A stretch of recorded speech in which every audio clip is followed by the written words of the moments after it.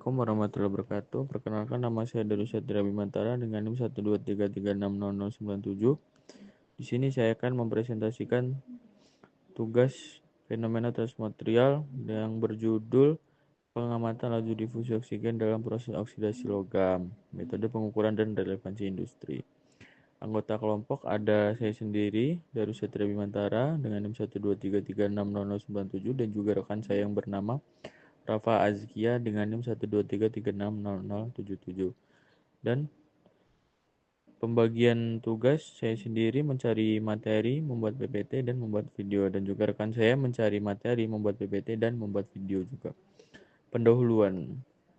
Laju difusi oksigen memainkan peran penting dalam proses oksidasi logam, mempengaruhi kecepatan pembentukan lapisan oksidasi dan ketahanan terhadap korosi. Proses ini sangat berpengaruh pada kualitas dan umur material dalam berbagai aplikasi industri.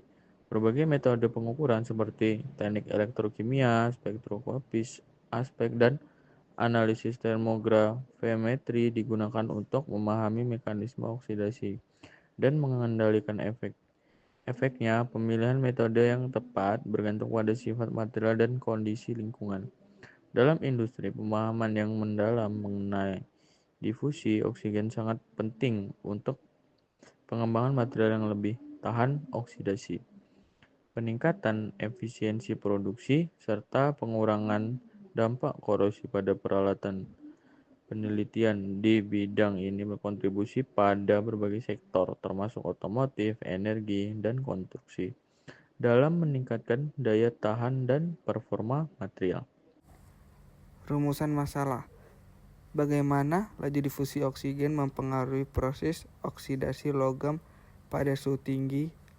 Selanjutnya ada faktor-faktor apa saja yang mempengaruhi laju difusi oksigen seperti jenis logam, suhu, dan tekanan oksigen. Selanjutnya ada metode pengukuran apa yang paling efektif untuk mengamati laju difusi oksigen dalam proses oksidasi logam. Selanjutnya, apa relevansi pengamatan laju difusi oksigen terhadap pengembangan material tahan oksidasi di industri. Dan juga di sini ada pengaruh laju difusi oksigen terhadap proses oksidasi. Pada suhu tinggi, energi kinetik partikel meningkat sehingga laju difusi oksigen ke permukaan logam menjadi lebih cepat. Difusi ini memungkinkan oksigen lebih mudah menembus lapisan oksidasi yang terbentuk dan bereaksi dengan logam di bawahnya. Akibatnya, proses oksidasi berlangsung lebih cepat dan lapisan oksida bisa lebih tebal. Jika laju difusi terlalu tinggi dan lapisan oksidasi yang terbentuk tidak stabil atau retak, oksidasi dapat terus berlanjut ke bagian dalam logam, mempercepat kerusakan material. Sebaliknya, jika lapisan oksidasi yang terbentuk padat dan stabil, laju difusi bisa melambat sehingga oksidasi terhambat. Faktor-faktor yang mempengaruhi difusi oksigen, salah satunya ada suhu, jenis logam, mikrologam, tekanan, parsial oksigen. Dalam material, misalnya oksidasi logam, suhu memiliki pengaruh yang sangat signifikan terhadap difusi oksigen ke dalam struktur logam. Pada suhu yang lebih tinggi, atom-atom dalam logam memiliki energi yang lebih besar dan lebih mudah bergerak, termasuk atom oksigen yang berdifusi ke dalam kisi-kisi logam.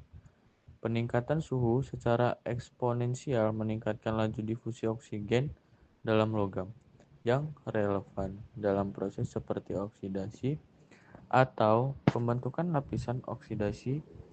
Persamaan Arrhenius seiring digunakan untuk menggambarkan hubungan antara suhu dan laju difusi. Kedua, ada jenis logam. Faktor ini sangat relevan dalam konteks difusi oksigen ke dalam material, terutama dalam proses oksidasi atau korosi. Afinitas terhadap oksigen. Logam yang berbeda memiliki afinitas yang berbeda terhadap oksigen. Logam yang lebih reaktif terhadap oksigen akan cenderung membentuk oksidasi lebih cepat, yang melibatkan difusi oksigen ke dalam struktur logam dan difusi ion logam ke permukaan. Struktur kristal logam. Jenis jenis kristal logam, misalnya FCC, BCC, HCP, dan kerabatan atom dalam kisi-kisi tersebut dapat mempengaruhi jalur difusi dan kemudahan atom oksigen untuk bergerak di dalamnya. Pembentukan lapisan oksidasi. Jenis logam menentukan sifat lapisan oksidasi yang terbentuk. Beberapa lapisan oksidasi bersifat protektif dan dapat menghambat difusi oksigen lebih lanjut, misalnya pada aluminium atau kromium. Sementara, lapisan oksidasi lainnya lebih berpori atau tidak stabil, memungkinkan difusi oksigen berkelanjutan, misalnya pada besi. Valensi dan ukuran non-logam. Faktor-faktor ini mempengaruhi bagaimana oksigen berinteraksi dengan kisi-kisi logam, kemudian ion logam untuk berdifusi keluar. 3. Ada struktur mikrologam. Struktur mikrologam seperti ukuran butir, batas butir, dislokasi, dan keberadaan fasa-fasa sekunder dapat mempengaruhi difusi oksigen dalam material. Batas butir. Batas butir memiliki energi yang lebih tinggi dan struktur yang lebih terbuka dibandingkan dengan bagian dalam butir kristal. Hal ini dapat menyediakan jalur difusi yang lebih cepat untuk atom oksigen. Difusi batas butir dibandingkan dengan difusi melalui kisi-kisi kristal. Di fusi volume, ukuran butir yang lebih kecil memiliki luas total batas butir yang lebih besar, yang dapat meningkatkan laju difusi oksigen secara keseluruhan. Dislokasi adalah cacat garis dalam struktur kristal yang juga dapat bertindak sebagai jalur difusi yang lebih cepat karena adanya regangan dan struktur yang lebih terbuka di sekitar dislokasi. Terus ada fasa sekunder. Keberadaan fasa-fasa sekunder dalam komposisi dan struktur yang berbeda dapat mempengaruhi difusi oksigen secara keseluruhan. Difusi oksigen memungkinkan lebih cepat atau lebih lambat dalam fase tertentu, dan batas antara fasa tersebut juga dapat menjadi jalur difusi yang preferensial atau penghalang. Porositas dan cacat. Pori-pori dan cacat lainnya dalam struktur mikrologam dapat menyediakan jalur untuk penetrasi oksigen yang secara efektif meningkatkan laju difusi secara keseluruhan, meskipun mekanismenya mungkin lebih berupa aliran melalui ruang kosong daripada difusi atomik melalui kisi-kisi. Dan juga ada yang terakhir, tekanan parsial oksigen. Tekanan parsial oksigen di lingkungan sekitar logam juga mempengaruhi laju difusi oksigen ke dalam logam dan laju pembentukan oksida. Tekanan parsial oksigen yang lebih tinggi akan meningkatkan konsentrasi oksigen di permukaan logam, yang pada gilirannya meningkatkan gradien konsentrasi dan mendorong difusi oksigen ke dalam material. Dan kesimpulannya, suhu meningkatkan laju difusi baik dalam sistem biologi sedikit maupun material signifikan, dan jenis logam itu sangat relevan dalam konteks difusi oksigen ke dalam material, mempengaruhi afinitas pembentukan oksida dan laju difusi. Tidak relevan secara langsung dalam sistem biologis untuk difusi oksigen itu sendiri. Dan juga ada struktur mikro itu mempengaruhi laju difusi oksigen dalam material melalui jalur difusi seperti batas butir dan dislokasi. Tidak relevan dalam sistem biologis untuk difusi oksigen. Dan juga yang terakhir ada tekanan parsial oksigen. Faktor pendorong utama untuk difusi baik dalam sistem biologi maupun material. Perbedaan tekanan parsial menentukan arah dan laju difusi. Sebelumnya izin memperkenalkan diri, nama saya Rafa Zikia dengan NIM 123360077. Di sini saya akan melanjutkan materi yang sudah dijelaskan oleh teman saya, yaitu Darus Satria Bimantara. Yang pertama yaitu ada struktur mikrologam.